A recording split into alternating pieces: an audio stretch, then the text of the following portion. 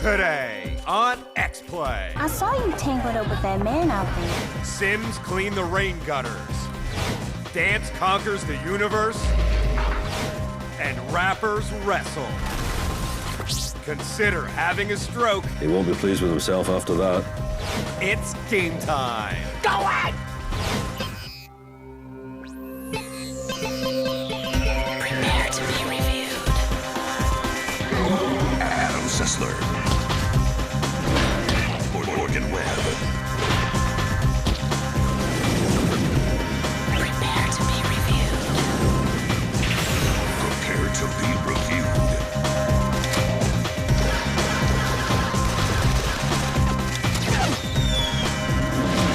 This is X-Play. Hello and welcome to X-Play. We thought you might enjoy some nice game reviews. We happen to have a few extra lying around, so we'd be more than happy to share. Today, we review Dance Dance Revolution Universe, a work of science fiction that predicts an entire universe populated with Japanese preteens with excellent cardiovascular health. And we review Pro Stroke Golf, a golf game for the PSP, which prides itself on accurately representing the real game of golf. So, you know what that means. Women are only allowed to play the game if they're guests of a male member. And we begin with another Sims expansion pack. Gosh Christ, another one? Let's see, we've had pets, college, nightlife, assisted living community. I think they made one where you can file your Sim taxes. How much more can this madness continue? Well, for the next 3 minutes at least, here's The Sims 2 Seasons. If it's a day that ends with the letter Y, it's probably time for another Sims expansion pack. Yes, nothing says milking a franchise quite like The Sims 2 Seasons. Fortunately, we've got a surprise for you. It's actually pretty damn good. The obvious upgrade is the constantly changing seasons and their accompanying lifestyle accoutrement. For the first time ever, you can plant sprouts in the spring, catch fireflies in the summer, fish in the fall, and have a snowball fight in the winter. Yeah, that's sweet. Hit your girlfriend in the face. There's also a bevy of new items to acquire. We're not sure what this thing is called, but here's a helpful hint. Don't stand in it. And this is quite possibly the worst game of bingo ever. What was that, B-24? Did you say I-67 or G-14? I'll forget it. But there's no new status symbol quite as sweet as the ice skating rink. How many people have one of those in their backyards? Gardening is the most fun you can have with a single hoe. Gaining a green thumb is surprisingly simple, yet achingly addictive. But if pruning trees doesn't sound like your cup of tea, you can always head for the hot tub. But the most delicious addition is the ability to create plant people. Yes, every rose truly does have its thorn. The weirdest part is that you can tell jokes to other plants. Hey, how about those dead rats? Pretty funny, huh? Actually, wait. That's not the weirdest part of making a plant man. The weirdest part is that you can have sex with humans. Now, that's jungle fever. Oh, I feel so dirty right now. Actually, not even that's the weirdest part. Turns out you can have plant-human hybrid babies. When my son grows up, I hope he's a tomato. The only downside is that they don't include any new areas to explore. But frankly, we never liked that crap anyway. Who wants to visit the post office when you can stay home and watch the Jolly Green Giant spread his butter sauce?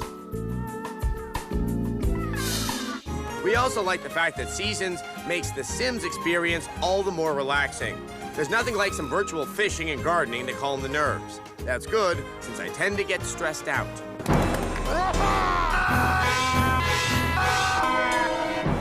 Since then, I have sought professional help. Some of the innovations make the game more complicated, but you don't have to be a Stanford grad student to appreciate how much fun you're having. Overall, this is one of the most compelling expansion packs the series has ever seen. And if you're only gonna buy one update, this is the one to get. The Sims 2 Seasons gets 4 Screaming Adams out of 5.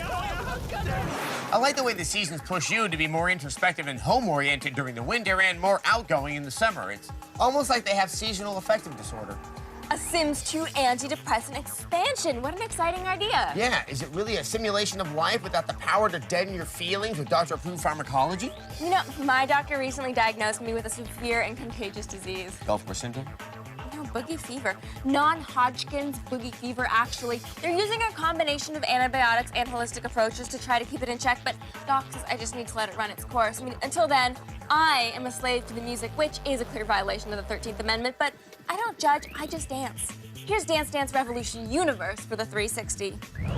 The industrial one didn't have enough arrows. The American one didn't have J-pop. And the Bolshevik Revolution had a great multiplayer feature, but it led to the Russian Civil War. A 2 out of 5. Dance Dance Revolution Universe is the first of the DDR franchises to hit the Xbox 360. If you're not familiar with this form of public humiliation, DDR's own Princess of Dance walks you through DDR Lite. Game mode light. What looks like people trying to remove a wedgie without using their hands, players actually step on corresponding arrows as they reach the top of the screen. Simple, right? With over 70 songs, there's a little bit of everything to stomp your feet to, as long as you like techno.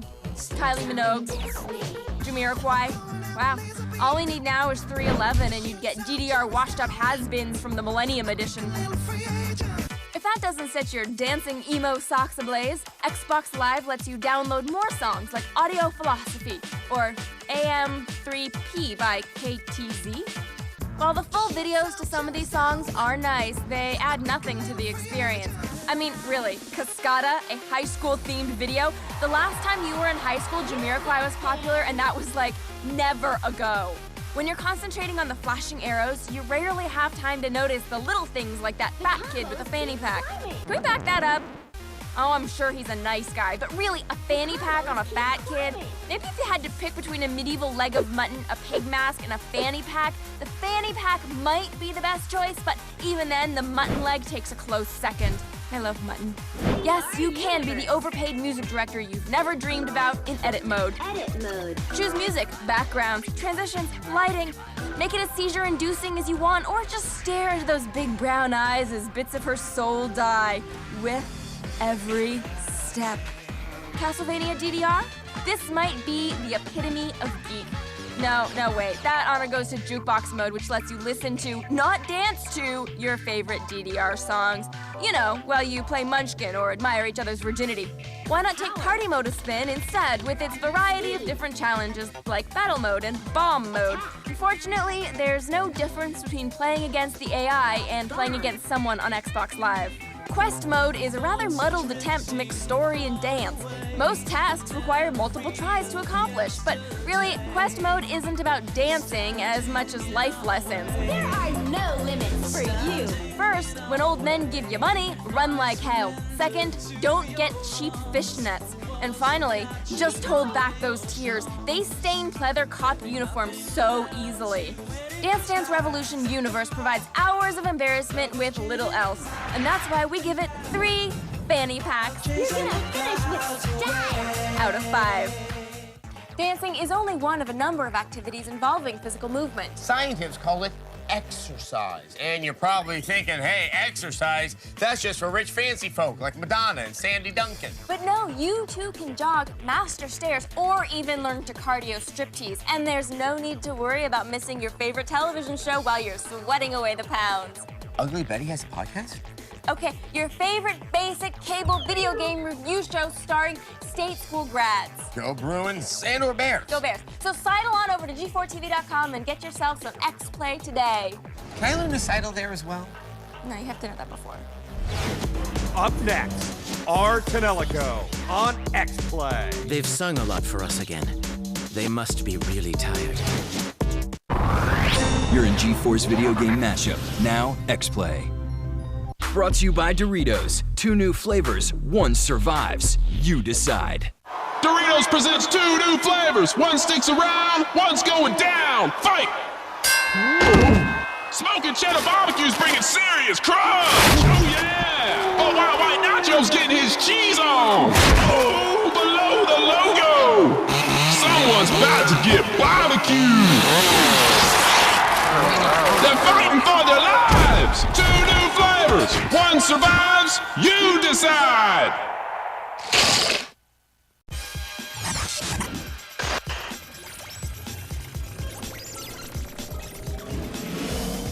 With the release of Spore and Crisis this year, do you think PC gaming could be coming back into the mainstream? Well, we can say with near certainty that Crisis isn't coming out this year. And as to PC gaming will be revitalized by big titles, it's hard to say. Sure, Spore and Crisis are big titles, but they're never going to grab headlines or get people excited like a console launch. I think the future of PC gaming is in doing stuff consoles just can't, and the main factor is complexity of input. But that also means the games you can only play on a PC are also going to be the most complex. And that much complexity, that can be off-putting. But there's always World of Warcraft to keep PC gaming alive. Alive! It's all we can really ask for, right? The opportunity to live our lives and experience the world in the unique way only we can. What more should we want? Well, if what you want is to live in a magical world growing out of a huge tower, you could always play our Tonelico. The Hymn Crystal. The one that the legendary Holy Maidens used to save the world. Yes, we need the Purger kind, specifically. The Hymn Crystal Purger. What the hell is going on? They're pouring out of the Altar of Apostles. All right, I know this is an anime-style RPG, but seriously, what is going on? Let me check the booklet. Here it is. Let's see. The Tower of Tonelico has 4 giant Gratho discs high in the sky and 4 giant Paramino discs near the surface of the Earth. The Paramino discs act as a request, melody, or song receptacle. Those that are accepted must go through a quantizing process, alignment. It passes through a filter, separates the characteristics, gets rid of the noise, and sends the approved powers to the Gratho disc, which then releases the magic back to the client. Now I'm even more confused. This is horrible. No, this is our Tonelico Melody of Elemia. And the story is confusing, unless you're a super nerd or 12-year-old. When are you going to grow up? Let me try to water down the storyline and see if it will make any sense. The world has been destroyed twice, once by humans and once by artificial life forms. Now there is a new life form, the virus. They live in the shadows as pieces of data. Occasionally, they will take physical form to attack humans. However, holy song maidens use hymn crystals to trap the mother virus with their songs. So what they're saying is, next time you get a computer virus, you should sing to it. Go away, I can't find porn while I'm sitting here at work. You're a stupid virus. Go away, go away. About the only thing that I understood about this game was who the main character was. His name is Liner, and he's a knight that plays by his own rules. If we wait around for orders, the viruses will destroy the city. He's also very attached to his friend. Ayatane! Ayatane! Ayatane! Ayatane! Everyone else is just kind of a blur. What's happening? I don't know. What's going on here? There's the girl you meet that's got some kind of master and servant thing going on with the church. When will I get a partner? I've been waiting a long time. I'm sure Bishop Falls has a special plan for you. And there's this guy, who swears he's not going to abduct you. I'm not trying to abduct you. As for the game mechanics, it's your conventional RPG. The magic system is slightly different as your magic user sings to cast a spell with continuous effect. They've sung a lot for us again. They must be really tired. Look, I'm not gonna waste any more time. This is a game made for the Japanese market and specific American nerd sect. If you want a new RPG, I'd avoid this game because it's a typical RPG. You got the hero, mysterious stranger, shy submissive spellcaster, and a convoluted plot. Viruses showed up at the Altar of Apostles, and then I took the airship.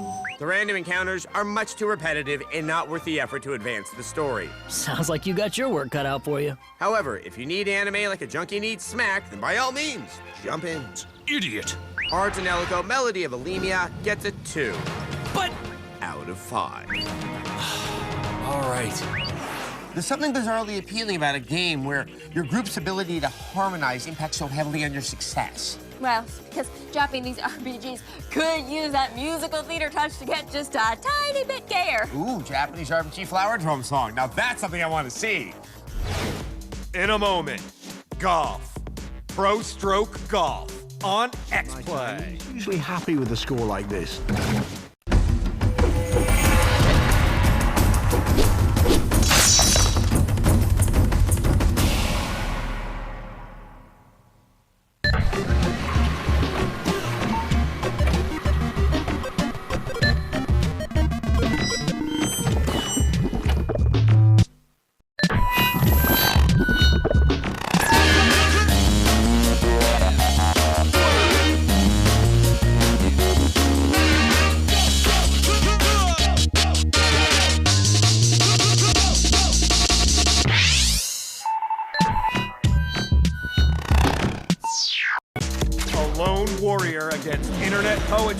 it's Morgan Webb. Welcome back to X-Play. I have long spoken out against the dangers of golf, but recently Wii Sports has made me something of a convert to the Scottish national sport, but now I have to test my appreciation against the more difficult issue of golf games on other consoles. So here is Pro Stroke Golf for the PSP. That piano riff means it's either time to pick out your prize for sitting still during your teeth cleaning, or you've just put Pro Stroke Golf World Tour 2007 into your PSP. Is Pro Stroke Golf better than a trip to the dentist? Well, that depends on what flavor of fluoride you opt for. The first thing you'll notice when you hit the links is that everything is dim. Well, we couldn't have hoped for a better day than this. The sun's out, there's hardly a breeze. Fantastic. Even when you select sunny as your weather condition, the courses look like a solar eclipse is in full swing. However, if the sun did come out, then there would be nothing to hide the pixelated shrubbery, fuzzy textures, and expressionless faces. These graphical blows are softened a bit by the impressive 18 courses that make up the Twilight Kingdom of Pro Stroke. Perhaps we should take a page from the game's golfers and not be concerned about, well, much of anything actually. Your character sizes up every shot like Michael Myers watching a babysitter bleed out, and doesn't seem to care whether he aces a shot or burns worms right into a water hazard. Well, that's a shame, really. He won't be pleased with himself after that. But subpar graphics aside, the actual play mechanics are smooth. Taking bits and pieces of tried and true control schemes, Pro Stroke's swing interface is intuitive. You use the shoulder buttons to control the strength and accuracy of your shot. And using the shot shaper, you can even adjust your stance, the angle of your club face, and ball position for that perfect drive. You're actually supposed to avoid them. The standout feature of Pro Stroke 07 is the course designer. It is a snap to create an absolute nightmare of a hole. Take Club Olmos, for example. So named because if you were a millimeter tall and you were golfing on Edward Olmos's cheek, this is exactly how it would play. Well, I hope he's brought his bucket and spade. That's a deep bunker. Pro Stroke giveth and Pro Stroke taketh away. Somewhere in its pursuit of realism, fun got left at the clubhouse. Pro Stroke Golf is for die-hard golfers who won't look this gift course in the mouth. Scoring a bogey, Pro Stroke Golf World Tour 2007 gets a 2 out of 5. And he's usually happy with a score like this. Like the game, I am Pro Stroke. I think Gina Rowlands did some of her best acting work after the left side of her face stopped moving. Well, I guess it's a lot easier to open yourself up to create a character if the portion of your brain that controls memory died from oxygen deprivation. So, okay, that settles it. Tonight I'm going home and I'm eating sticks of butter until I got fatty gravel rolling around in my arteries. Stroke Town, here I come. Coming up, Def Jam Icon on X-Play. Say what? Hold on. Everybody fall back.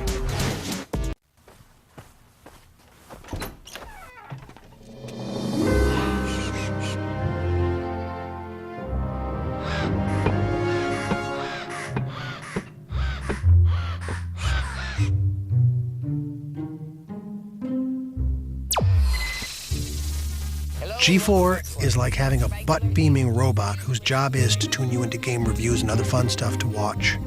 G4's totally like that. Kind of. Friday, April 20th, G4 does 420. First attack of the show heads to Amsterdam. Then the trippiest games of all time on X-Play. Polish off the night with the Big Lebowski. I'm sorry, I wasn't listening. Dude, it's 420. Friday night, April 20th, starting at 7, right here on G4. Recently adopted by Angelina Jolie, it's Adam Sessler and Morgan Webb. Welcome back to X-Play. There are a few forms of art which can be declared truly originally American. There's jazz. Cheerleading. Stenciling unicorns and the Virgin Mary on your van. Light bright. And of course, gangster rap, the art form featured in our next game, Def Jam Icon. Def Jam Icon marks an important milestone in modern culture. It's not just the third installment of a series hell-bent on undoing years of trying to demonstrate that rap is more than a bass-heavy paean to money and violence. Here, finally, we have a serious study of the dark underworld of music production, where employment choices are made based on ruined apparel. Oh, man. This was a brand new shirt. Yes, a simple accident of alcohol and ego can lead to a lucrative career in the recording industry. Also, note that for the first time, EA has allowed uncensored obscenity and racial epithets in the game. There's no way to turn the music off, so if you notice us doing more bleeping than usual, now you know why.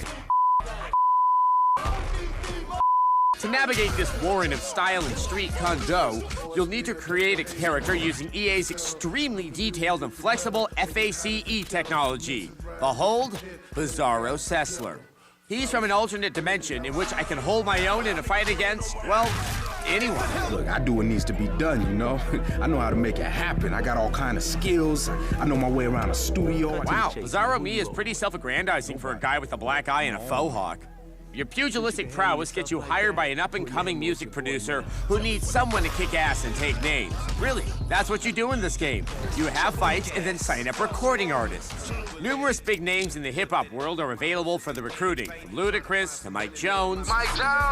In between street fights, you have to make sure to set promotional budgets for their song releases, pay their incidental expenses, and watch their singles climb the charts. But mostly it's hitting people.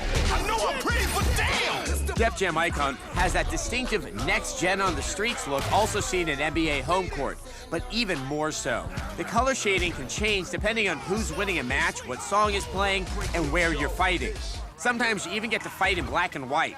I like to imagine the black and white fights take place in the past, and you've gone back in time in an effort to prevent the birth of Sean Paul. With all this top-shelf graphical bling, what could possibly go wrong? The actual gameplay, of course. The previous two Def Jam games have been over-the-top wrestling games. Icon is more of a moderately exaggerated fighting game. All the crazy finishing moves have been replaced by, well, punching and kicking. It plays like a combination of Fight Night and Marvel Nemesis, and that's not a compliment. The environments are more effective at damaging your opponent than you are most of the time. A 3 out of 5. Call me, you know, in case you need some TLC. Let's have some nice X-Play replay. All right. The Sims 2 Seasons got a 4 out of 5 because it expands the core gameplay of the original in a subtle way. Dance Dance Revolution Universe got a 3 out of 5. Sure, there are lots of songs, but really, it's the same game over again. Our Tonelico got a 2 out of 5 because it's got an incomprehensible plot. Pro Stroke Golf got a 2 out of 5 for crappy PSP visuals. And Def Jam Icon got a 3 out of 5 for top quality graphics, but a fighting system that's just too simplified. And there's also the excessive use of Sean Paul. Well, for tastefully restrained use of Sean Paul, you can always count on X-Play.